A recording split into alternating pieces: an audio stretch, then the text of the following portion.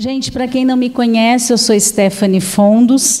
Para mim é uma alegria e uma honra estar novamente aqui reunida com vocês no nosso querido Grupo Espírita Trabalho, Amor e Luz, o nosso GETAL, nesta tarde de quinta-feira. E eu agradeço mesmo, de coração, por vocês me receberem para que eu possa ser a portadora da mensagem edificante e nobre. Sempre é uma mensagem nobre que a gente recebe da espiritualidade maior a cada encontro que nós temos. Nessa tarde, eu gostaria que nós refletíssemos juntos um pouquinho e por uma ótica mais consciente e mais ampla da causa e efeito. Sempre buscando como base o que a doutrina espírita nos oferece de recurso para que nós possamos entender melhor como são os processos da vida material. Então, é importante nós observarmos que a doutrina espírita, ela é uma doutrina que tem uma base tríplice, ou seja, ela é fundamentada na ciência, na filosofia e na religião ou moralidade. Onde nós encontramos essa informação? Na folha de rosto, aquele preâmbulo, por exemplo, de O Livro dos Espíritos. Ali, logo no início, Kardec diz para nós, ele faz um esclarecimento bastante interessante, em que ele fala que o Espiritismo é, ao mesmo tempo, uma ciência de observação e uma doutrina filosófica. Olha que interessante, ciência de observação e doutrina filosófica. O que a gente faz materialmente aqui no nosso planeta, por exemplo, quando a gente estuda, né? O que é uma ciência?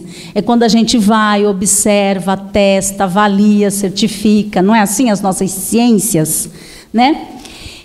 Então, assim, uma ciência de observação e, ao mesmo tempo, uma doutrina filosófica. Olha que interessante, o que vem a ser doutrina?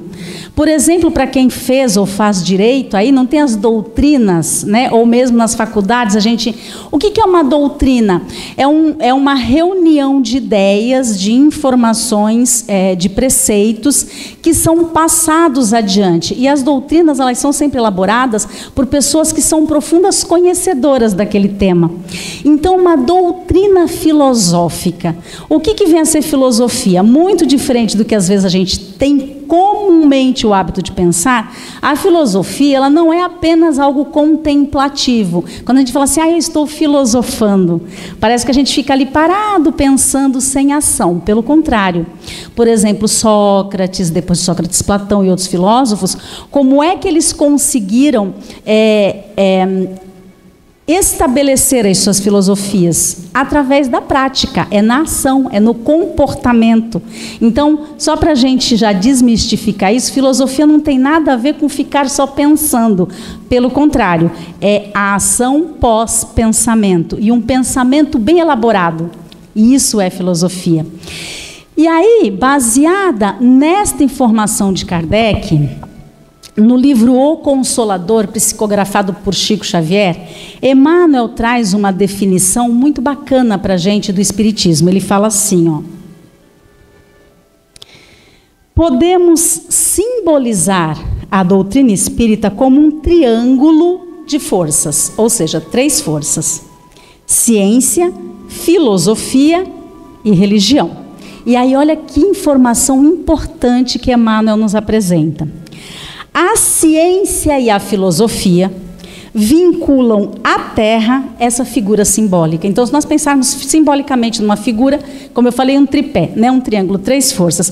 Emmanuel nos esclarece que a filosofia e a ciência ligam essa força, esse símbolo, à Terra. E a religião é o ângulo divino que liga a doutrina espírita ao céu.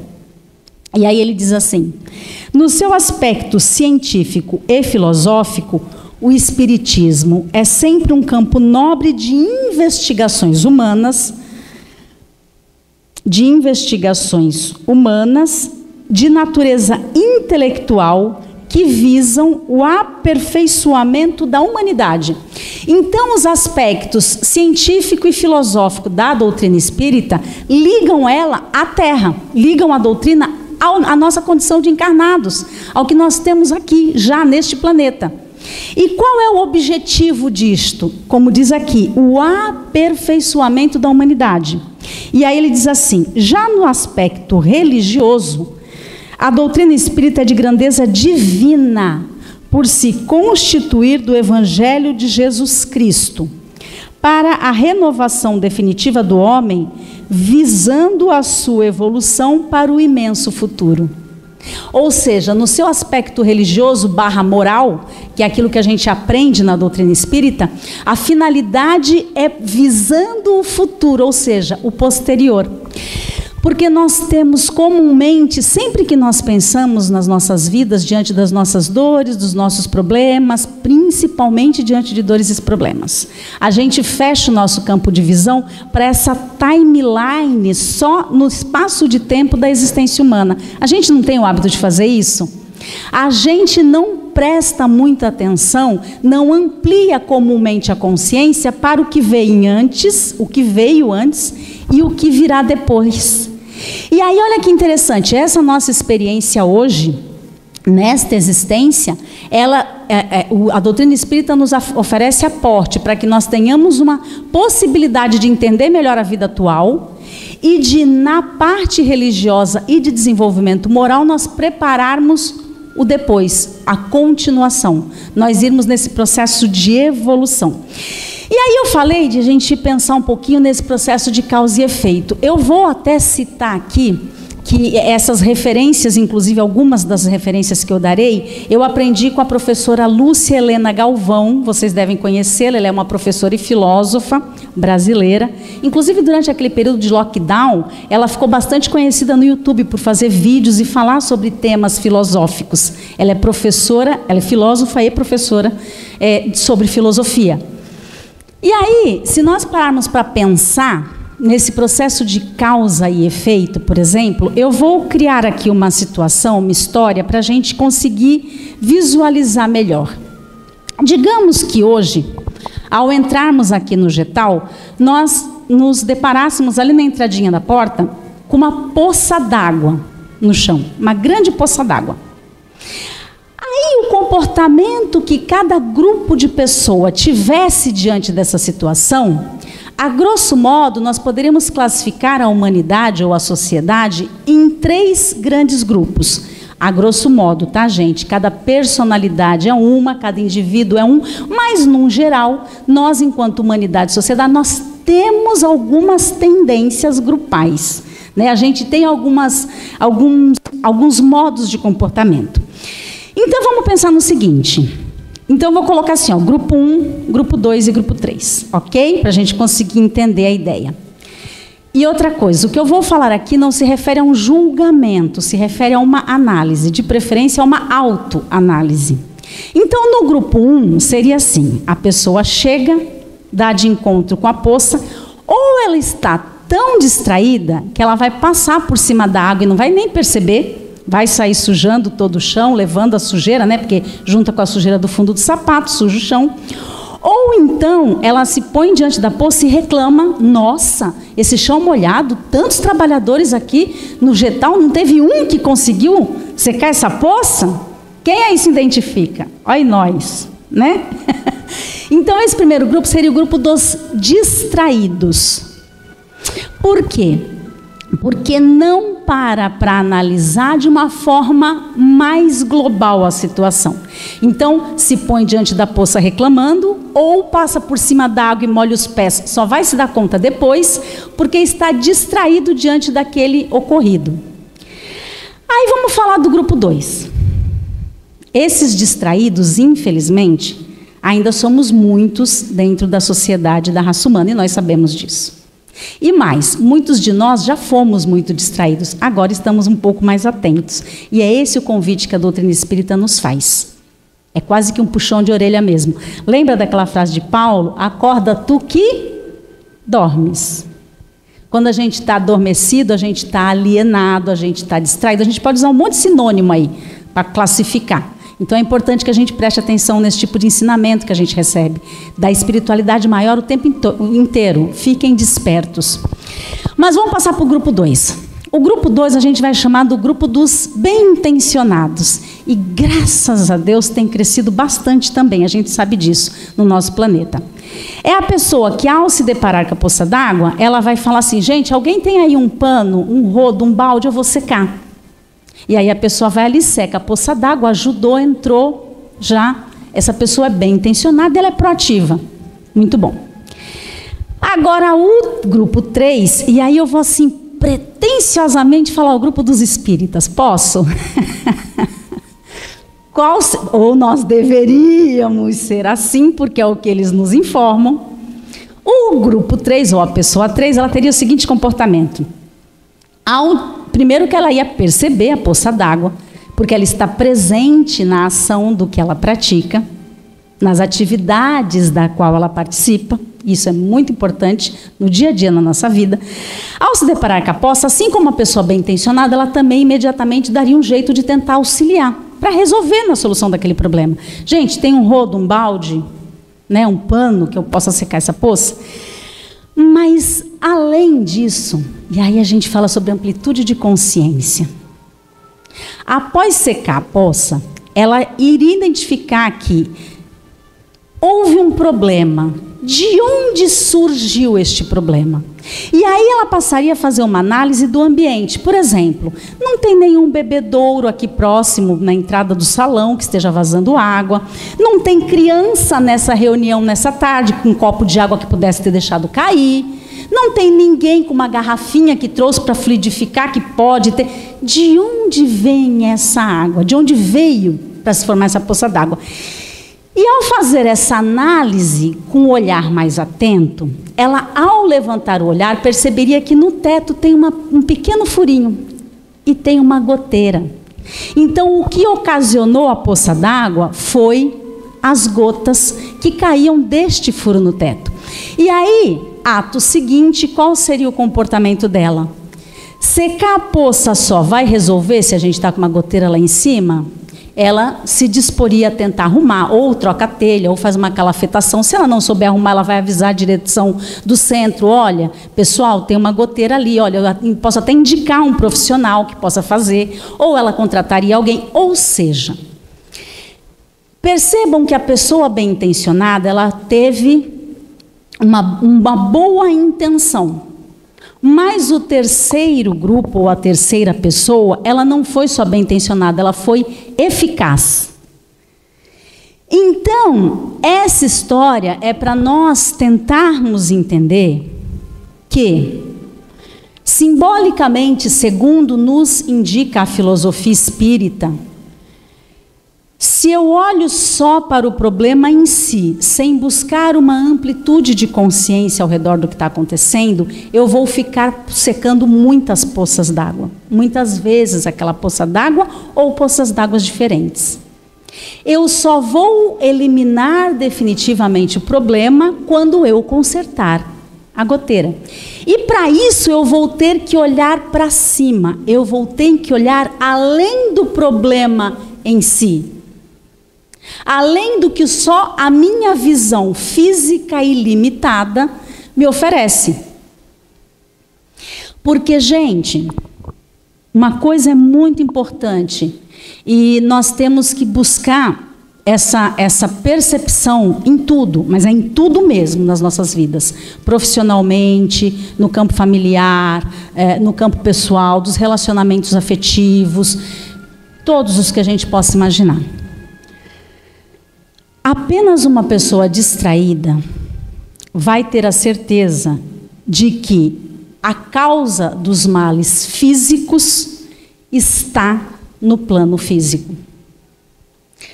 As misérias humanas não estão com as suas causas no plano humano e físico. As misérias humanas estão com as suas causas nas misérias psicológica, moral e espiritual do homem. E quando eu digo homem, eu digo raça humana. Vocês querem ver? Existe fome hoje no planeta Terra? Existem pessoas que morrem de fome, tem pessoas que morrem. No mundo, tem sim ou não? No Brasil, falta alimento no mundo? Falta alimento no Brasil? Falta solidariedade. Se nós pensarmos nos recursos naturais que o planeta Terra nos oferece hoje, existem pessoas passando necessidade que não seja de fome, mas com problemas de saúde sem conseguir assistência, com problemas de moradia sem conseguir onde morar e tantas outras dores físicas ou emocionais. É feita uma boa distribuição de recursos e oportunidades hoje na nossa sociedade, sim ou não? Todo mundo vive de forma igual? Falta algum recurso, seja mineral, vegetal ou animal, no planeta Terra para a raça humana? Falta recurso? Falta fraternidade. Então, vocês percebem o quanto a causa está no âmbito psicológico, moral e espiritual da humanidade? E é essa a questão, é esse o convite que nós temos, de fazermos esta observação constantemente. Porque senão o que acontece? Senão a gente fica no terreno das causas, criando problemas, e no terreno dos efeitos, sofrendo as consequências. E daí a gente reclama, sofre, mas não conserta a goteira. Então o convite é para que a gente faça o conserto adequado no que está precisando ser corrigido em nós. Porque existem dois pontos importantes. Primeiro, nós contribuiremos individual e coletivamente com a evolução, tanto individual quanto coletivamente, da humanidade. E num segundo momento, o passo seguinte, que parece ser óbvio, assim, totalmente clichê, mas é fato. Ao consertar a sua goteira, você passa a ser um guia, você passa a servir de exemplo e caminho para que outras pessoas identifiquem quais são as suas goteiras e qual a forma melhor de consertá-las. Principalmente as pessoas que estão diretamente ligadas a nós. Porque a gente escuta muito e fala muito a respeito da sementeira, principalmente dentro da doutrina espírita, né? Você colhe o que você planta. Mas a gente às vezes não presta atenção que a gente nem sempre, a gente mesmo colhe o que a gente planta. Vocês já pensaram nos vossos filhos, nos vossos netos, nos vossos alunos, para quem é professor, nos vossos pacientes, para quem é médico? Quantas pessoas nos observam ao longo da nossa vida? Qual a semente que você está deixando? Então você também é caminho de alguém. Como alguém um dia foi o seu caminho, com certeza absoluta. Então essa consciência nos coloca num outro lugar de comportamento. Ela nos convida e nos incentiva, nos motiva a estarmos num outro lugar de comportamento. E isso é fantástico. E é o que a doutrina espírita oferece para nós. Agora, existe uma coisa muito interessante que, para que nós tenhamos um pouco mais de êxito nesse caminho, nessa nossa tentativa, nessa nossa ação, existem alguns pontos de observação para nós. Existem dois que são fundamentais. O primeiro dele fala-se a respeito de fixar um referencial. Ou seja, se eu passo a observar, passo a perceber que a minha existência nesta vida, primeiro, ela não é uma existência única, eu vim de algum lugar e vou para um outro lugar. Eu passo a perceber, então, que eu tenho um porquê de estar aqui, além do só viver por viver. E aí, se nós buscarmos também dentro da filosofia, da própria ciência e da religião, aí a gente já abarca os três aspectos. Por exemplo, Sócrates, Platão, Jesus Cristo falou e falou muito isso para a gente. Joana de Ângeles fala, Emmanuel fala, Miramês, Divaldo Pereira Franco encarnado hoje fala e repete, vários outros, que tudo o que existe no planeta Terra existe com a finalidade evolutiva. Tudo que está na natureza, inclusive o homem, que é da categoria hominal, existe com a finalidade evolutiva. Não tem como involuir. Você pode até ficar girando em círculos e atrasando os seus próprios passos, mas involuir não. Então, isso, como já foi dito por Jesus várias vezes, é da natureza humana. Natureza humana é a evolução. E aí, se nós pensarmos em fixar um referencial, qual é o assim, se a gente parar para pensar, não precisa nem refletir muito, é meio que imediato. Se a gente parar para pensar, até dentro de tudo que Jesus nos informou, qual é o referencial? É assim, o objetivo, tá? É o ponto final dessa caminhada da minha existência atual. Qual é o ponto final, digamos assim, ou o objetivo de qualquer existência hoje no planeta Terra? É o bem. Não foi o que Jesus nos falou? Existe evolução para o mal? Mesmo que às vezes a gente tenha a impressão que sim, não. O mal ele pode se expandir por um determinado período, por um motivo, que mesmo aí tem uma finalidade evolutiva, porque a gente não pode esquecer que o que antecede a lei da evolução é a lei de destruição, mas não destruição caótica, com a finalidade do mal, mas com a finalidade de terminar um ciclo. E aí a gente começa o processo, a lei da evolução logo na sequência. Tanto que assim, gente, vamos lá.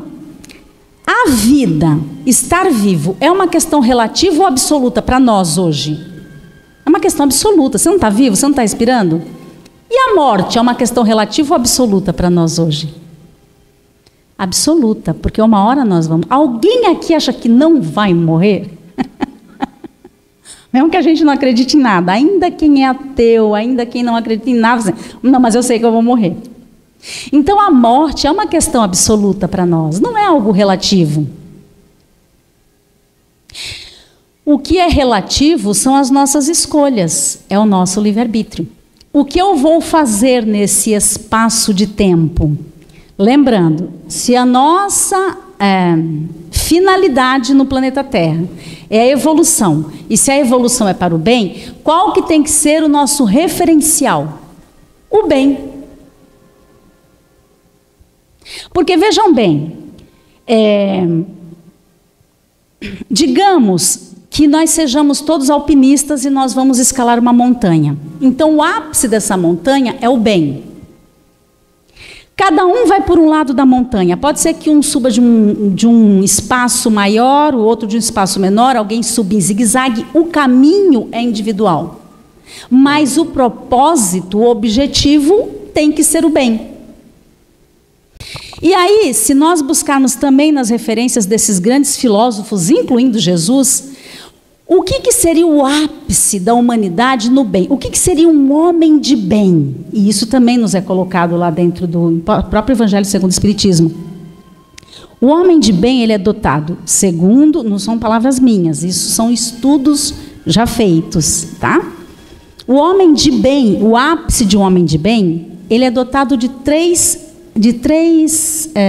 elementos, digamos assim: valores, virtudes e sabedoria. O que são valores? É aquilo que me movimenta. Lembra daquela frase de Jesus? Onde estiver o teu tesouro, ali estará o seu coração. A gente pode trocar o tesouro por valor.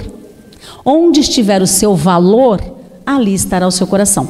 Todos nós, gente, isso é fato, nessa encarnação temos um valor principal que nos guia. Nós temos valores complementares, mas todos nós, se pararmos para pensar, desde a nossa infância, adolescência até hoje, nós temos um valor que nos guia, que quando bate ali, tudo modifica.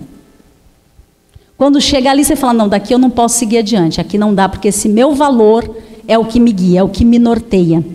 E aí, gente, os valores são os mais variados. Tem gente que tem valor na família, tem gente que tem o seu maior valor no trabalho, tem gente que tem seu maior valor em pesquisas, tem gente que tem seu maior valor em desfrutar apenas a vida. E, de novo, isso não é um julgamento, isso é uma análise, está tudo certo. Só entenda você, qual é o teu valor hoje. Então, o valor, assim, de uma forma bem figurativa, é o ponto que me guia, é o que estrutura. E virtude? Virtude é aquilo que vem de dentro para fora.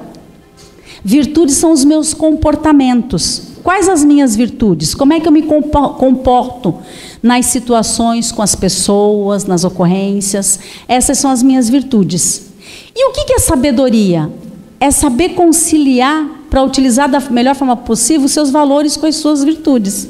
Isso é sabedoria, é fazer a sua escolha. Sabedoria é a melhor escolha possível que você pode fazer. Então, vamos lá, voltando. Qual que teria que ser o nosso referencial? Ou tem que ser o nosso referencial? O bem. Então, nós temos que fixar o nosso referencial no bem. E qual é o ápice desse bem para a minha vida? Ter valores, virtudes e sabedoria. E aí, se nós colocarmos isso como um referencial, nós passamos a mudar as nossas escolhas e os nossos comportamentos. Sócrates dizia uma frase bem interessante, que ele falava assim: qualquer homem, por mais bem intencionado que seja, ele pode ser ludibriado. Um filósofo não. Porque um filósofo tem como referência o bem. Então, se alguém chegar para um filósofo e falar assim para ele, ó, vamos fazer um atentado terrorista onde vão morrer 20 pessoas, isso é pelo bem da humanidade. Aí ele vai olhar para o referencial dele e vai falar assim: meu referencial tem como estrutura, valores, virtudes e sabedoria. Se eu fizer um atentado terrorista e 20 pessoas morrerem, eu serei responsável por 20 mortes. Parem um pouquinho rapidamente para pensar. Essa ação leva na direção do referencial do bem, valores, virtudes e sabedoria? Então, por isso que fixar o referencial é algo muito importante na nossa vida. E é o que a doutrina espírita nos convida a fazer. Qual é o seu referencial? Lembra que Emmanuel nos falou aqui, como Kardec já tinha dito, que o ângulo, a força que liga a doutrina espírita à divindade, ao que vem depois, é o quê? Deus. Baseado no quê? Evangelho de Jesus Cristo. Cristo pregava a paz e o amor. O amor incondicional que a gente ainda não é capaz de sentir, mas que a gente tem que ter como referência também. Ainda que a gente não atinja, é para lá que a gente tem que caminhar. E quanto mais a gente perceber e perseguir esse referencial, menos a gente vai derrapar, menos a gente vai ficar circulando ali em espiral. E além de fixar o referencial, outro ponto fundamental nas nossas existências terrenas é manter a conexão. O que é isso? Vou também trazer uma simbologia aqui para a gente entender. Vamos imaginar que eu estivesse aqui com uma folha de sulfite. Em cima dessa folha de sulfite, eu depositasse uma porção de limalhas de ferro. Eu não sei se vocês sabem o que é, mas são apenas lascas de ferro, tá? Quando você pega uma peça de ferro e passa por uma lima, saem aquelas fagulhas, aqueles pedacinhos. Então, aqueles detritos chamam-se limalhas. Então, se eu colocar sobre uma folha de papel sulfite uma porção de limalha de ferro e abaixo da folha eu colocar um ímã, por exemplo, num formato circular, redondo, o que vai acontecer? Todas aquelas limalhas de ferro vão se fixar nesse ímã e vão manter a forma circular. Por quê? Porque o ímã exerce uma função de magnetizar o ferro, aquele material.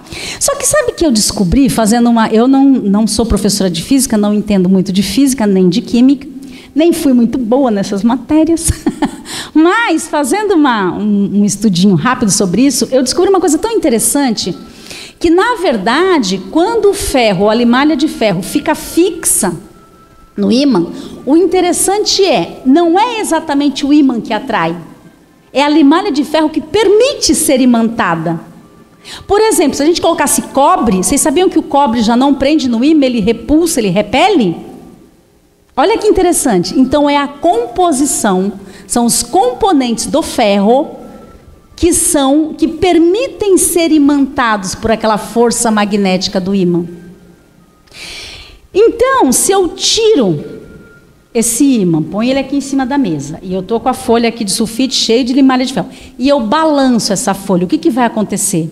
Ou se eu soprar essa folha, essas limalhas vão se espalhar, vão cair pelo chão, e ainda que eu coloque a folha aqui, peça ajuda, fala, vamos cada uma com uma pinça organizar aqui de novo, a gente não vai conseguir reunir da mesma forma, não vai conseguir manter fixas, e mais, não vai voltar à forma original.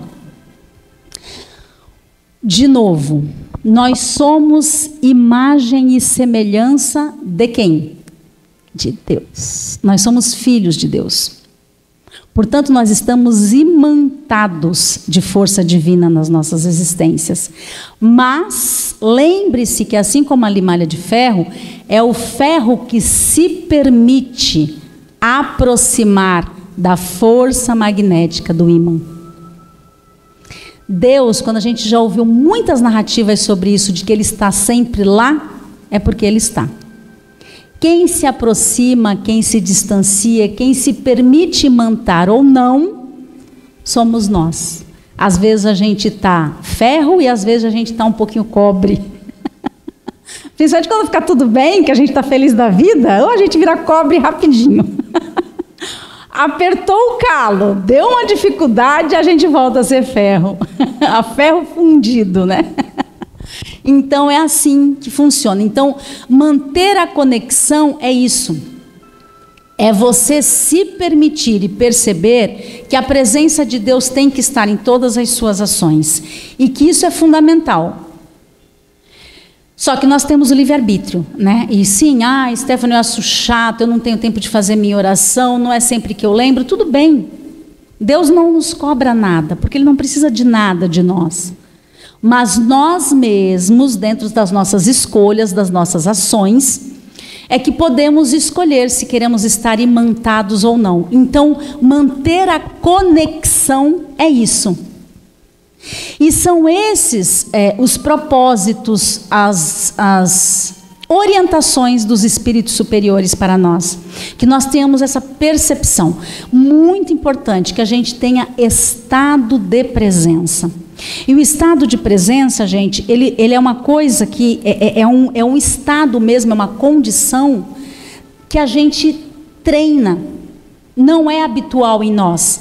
Quando nós encarnamos, e logo desde a nossa primeira infância, a gente tem uma tendência, em função da nossa condição de encarnados, de olharmos tudo sempre com um olhar muito imediatista e materialista.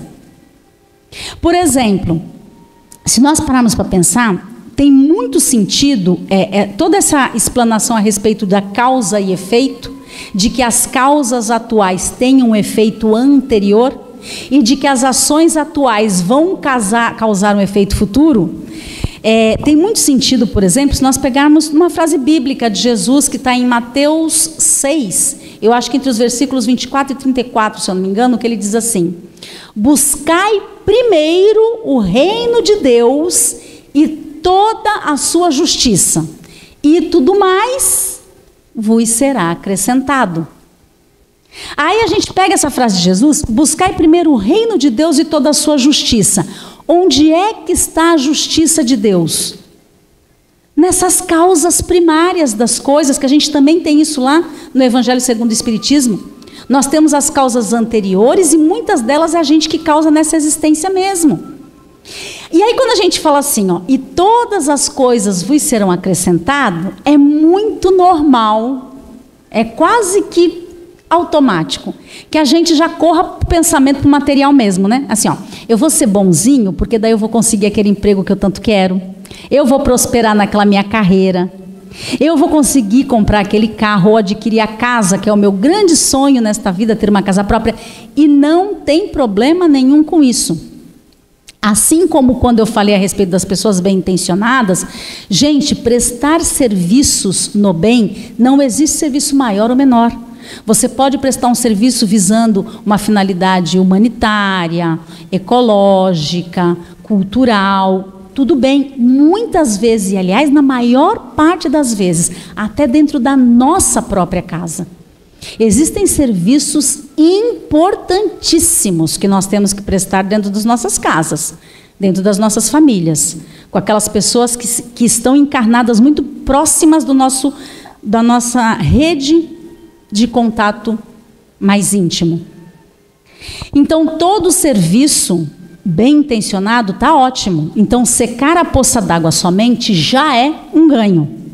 Mas o que o Espiritismo nos oferece de recurso e nos chama a observar é que dá para ir além. Dá para perceber mais coisas. Porque, vamos lá, quando eu falei essa referência da poça d'água, por exemplo, a gente também, muitos de nós é assim, e cada um tem lá os seus pecados, né, que são os 7 pecados capitais. Todos nós temos os 7, viu, gente? Alguns mais evidentes, outros não, porque cada um tem uma personalidade, cada espírito tem a sua história única. Mas, por exemplo, às vezes eu falo assim, olha, eu trabalho aqui num grupo de pessoas, pode ser um trabalho voluntário ou remunerado, tanto faz. Aí eu não me dou muito bem com esta pessoa que trabalha comigo. É fácil, eu cancelo ela. Né? A gente está na cultura do cancelamento, inclusive. Né? Cancelou, a pessoa deixa de existir. A gente acredita, né? Aí eu vou lá e sequei a poça d'água. Aí eu vou me relacionar ou com outra parte do grupo, ou com um colega novo que chegou, ou até no outro grupo de trabalho. E chega lá, eu tenho de novo uma rusga, uma antipatia com uma outra pessoa. Então já sei, eu me afasto ou não faço parte desse grupo. Aí eu vou para outro. Aí dentro do Espiritismo a gente faz o chamado espiritur. Vai turistando, né? A cada novo grupo de trabalho, a cada nova atividade que a gente é convidado a participar. Só que aí você secou uma poça aqui, você secou a poça ali. Onde é que está a goteira? O que vocês acham? Eu tenho dificuldade de me relacionar com as pessoas. Que é o que a gente tanto ouve também. Não é o que o outro te fez que determina a sua vida. É o que você faz com que o outro te fez. É muito comum e psicologicamente imaturo da nossa parte, nós temos isso. Muitos de nós ainda, e dentro dos consultórios de psicanálise, de terapia, de psicologia, a gente ouve muitas narrativas nesse sentido, de a pessoa falar assim, não, mas eu tenho todos esses problemas na minha vida, porque na minha infância... Tudo bem, gente, as dores que a gente vivencia, elas criam marcas, elas criam registros importantes. Mas você já deixou de ser criança ou de depender daquele pai, daquela mãe, daquele tutor há quantos anos? E você não resolveu isso ainda? Porque é confortável. Ou seja, você vai ali secando um monte de poça d'água e a goteira continua pingando.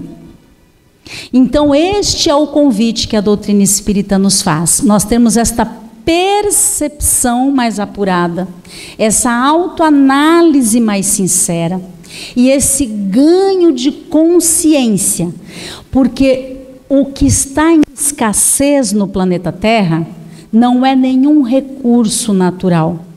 O que está escasso no planeta Terra é um homem pleno. O que é um homem pleno? É um homem que está cheio da graça. O que é estar cheio da graça? É estar contido de virtude, valor e sabedoria.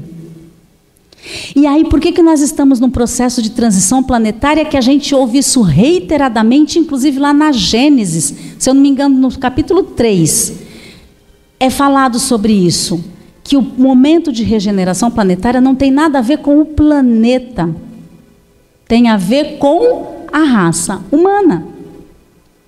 Então é essa transformação, é esse movimento que a doutrina espírita nos convida a fazer e que é possível de fazer. Então lembrem-se, estado de presença, ganho de consciência e plenitude de ação. Se nós buscarmos esses 3 elementos, nós teremos muito mais facilidade de vivenciar as nossas provas e estaremos preparando um futuro muito cheio de graça depois do nosso desencarne. É isso, queridos irmãos, muitíssimo obrigada pela atenção, boa tarde e que nós tenhamos aí um final da semana maravilhoso. Que Jesus nos abençoe. Obrigada, gente.